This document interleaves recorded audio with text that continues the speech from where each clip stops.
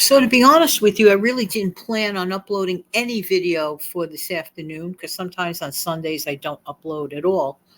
But I came across a graphic that may be of interest to some people and has to do with prices. Now, let's put it this way, I don't think it's any shell shocker to anyone that prices are up. It's been like this for a pretty good while now, but I just thought that I would share some actual numbers. And it came from a reliable source on one of the news sources that I personally trust, and probably about the only one that I personally trust. But that's my opinion, and I am entitled to an opinion. But according to the graphics, okay, this has to do with the consumer price index numbers. Okay, gas has gone up over 47%. Okay, in the last few years. Uh, okay, well, general consumer prices in general up 19%. Groceries are up 20%, but elsewhere I also heard the number 27 being thrown around. So I'll say to myself anywhere between 20 and 27%. And you feel the pinch when you are in the grocery store. Am I right or am I right? Cost of electricity has gone up 28%. Cost of rent has gone up about 21%, depending on your location. Now, this one, sitting or standing on this one, okay? This is actually scary. Credit card debt, DEBT, rabbit hole. Credit card debt up, ta-da, increase 44%. Is that telling us something? Credit card debt up 44%? Wow. Wow, that to me, that is pretty darn scary. All right.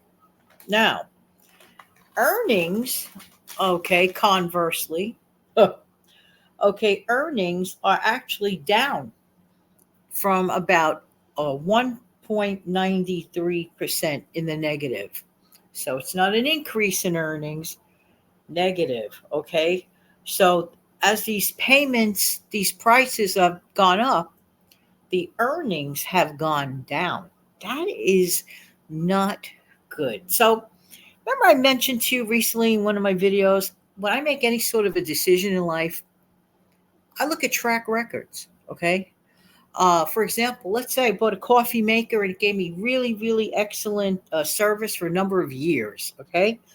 I'm going to tend to stick to that brand because to me, it has a proven track record of effective workability, and I'm happy with it. So I'll tend to go back to that company. That's me.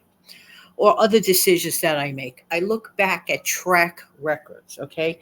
Now I'm looking at this graphic, which I had to share with you the numbers. I just had to. And I asked myself, so Jen, how's it feeling lately?